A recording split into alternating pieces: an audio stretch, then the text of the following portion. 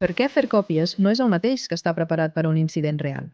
La còpia de seguretat és fonamental en cas de tindre un incident per poder tornar a restablir l'operativa normal i poder continuar amb el negoci de l'empresa. Però per poder continuar amb el negoci cal tindre un pla per fer aquesta recuperació, vale? Cal revisar quins són els processos que s'han de fer i on s'han de retornar aquestes dades. Vale?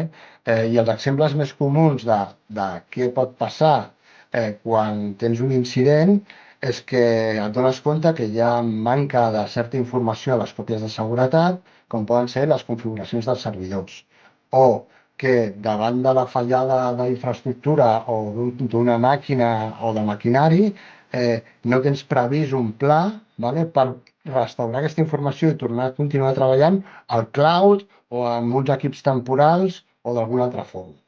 Totes aquestes funcionalitats són les que s'han d'incloure en un pla de continuïtat de negoci davant d'un incident o davant d'un ciberatac.